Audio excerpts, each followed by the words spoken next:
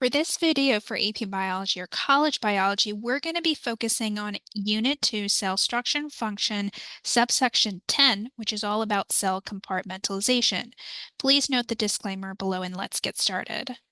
So just as a recap, when we're talking about this section, a lot of the material is a review of previous information that is covered in this unit. I'm just going to be focusing or highlighting on the high yield items, and if you feel like this is a review for you, great. Then please feel free to fast forward to the question that is in this section. But I'm going to be focusing in on types of questions and concepts that you're expected to understand specifically with this section. So let's talk about the difference between eukaryotic and prokaryotic cells, because that's where we fall into questions related to cell compartmentalization. The thing is, with eukaryotic cells and prokaryotic cells, you're expected to understand the similarities and differences between the two groups.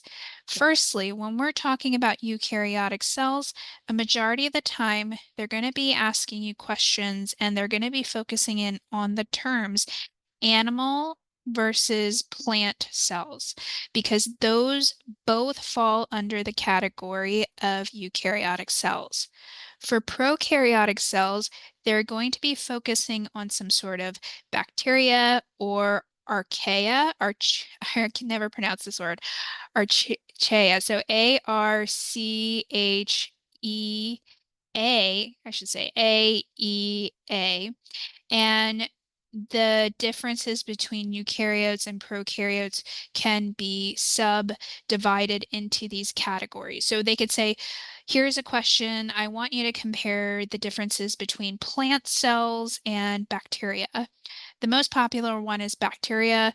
So just be aware of that when they're talking about bacteria or archaea, they're talking about prokaryotic cells. And for eukaryotic cells, they're talking about plants and animal cells. So they can interchange the question. So let's go into more specific details. So when we're talking about eukaryotic cells, we're talking about the fact that there are membrane-bound organelles.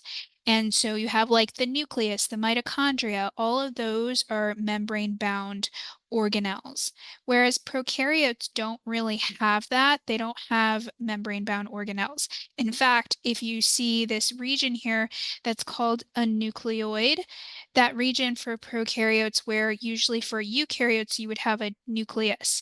So the DNA or the RNA differences are big between eukaryotes and prokaryotes and the processes themselves, which leads us to the next difference. So the thing is, we have something in eukaryotes called the central dogma, and we'll cover this later on. There's a whole unit just covering the central dogma. And basically what it says is the cell itself will go from DNA to RNA to then proteins. And the steps that are involved from DNA to RNA is called transcription, and from RNA to protein is called translation. So the thing is, for eukaryotic cells, they go through the central dogma to go from DNA to protein, to go from transcription to translation. For prokaryotic cells, there's no need for any nucleus where transcription takes place.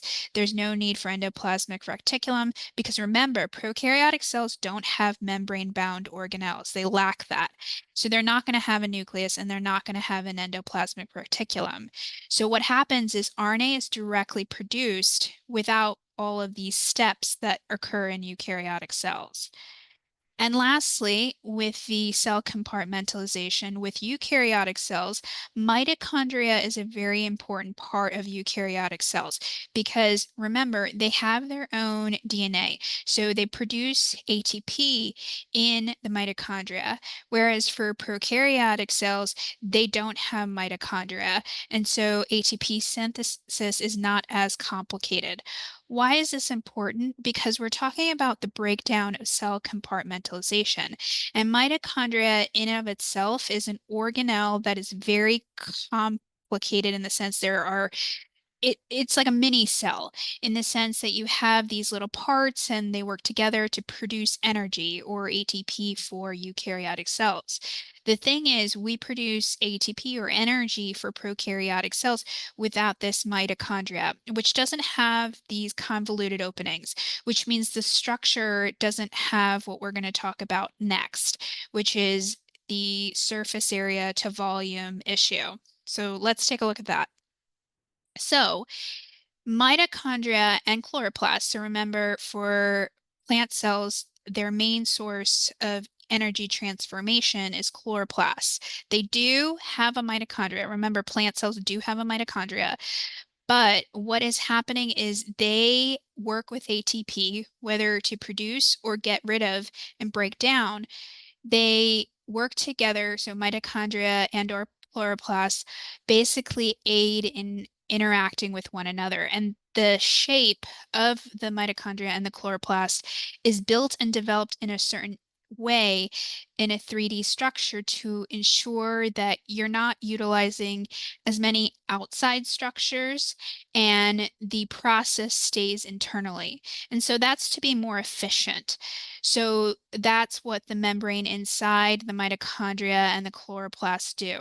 They're very efficient to ensure that they're producing ATP or reducing ATP to break down the energy in a way that is efficient. They're not using or consuming more energy than needed to produce more energy.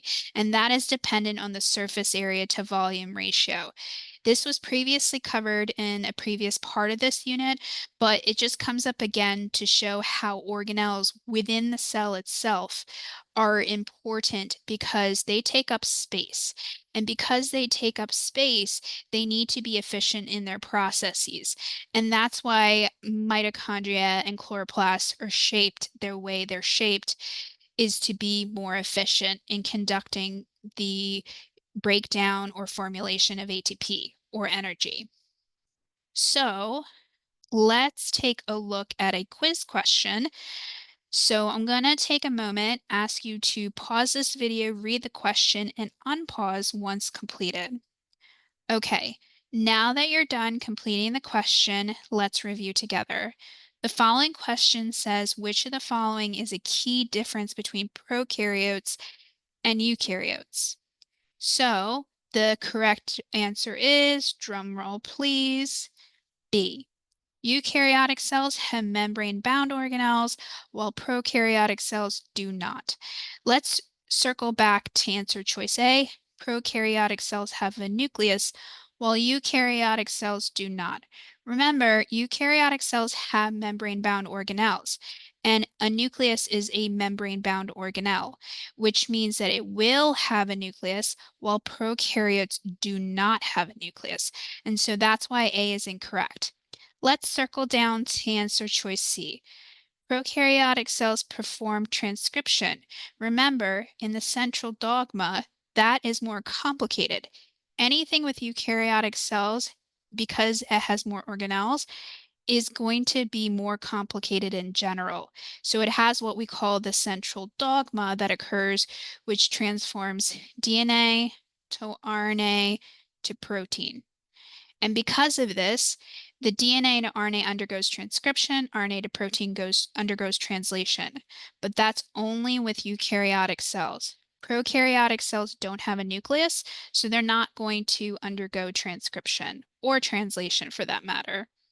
And answer choice D says eukaryotic cells have a single circular chromosome, while prokaryotic cells have multiple linear chromosomes.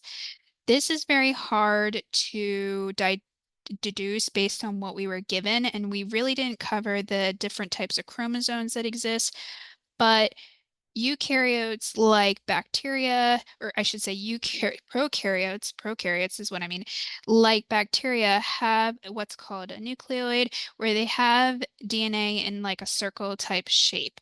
Very simple. But with eukaryotic cells, they're going to be more complicated in terms of their DNA in general. And their chromosomes actually are shaped like a X type shape.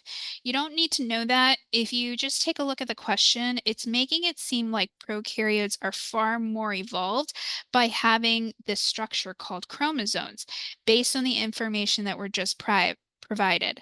Now, we know that in terms of eukaryotes versus prokaryotes, eukaryotes are going to be more advanced, which means that they have more organelles, which means that having a single circular chromosome would be contradictory to that statement, and therefore D is an invalid choice, just based on the information that we were given in the following presentation.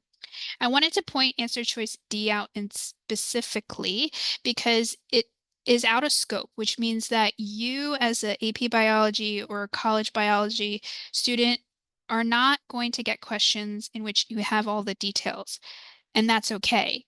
Instead, you're going to be expected to make critical thinking choices where you eliminate answers that seem kind of off or seem incorrect based on prior knowledge that you attained. And answer choice D is an example of that.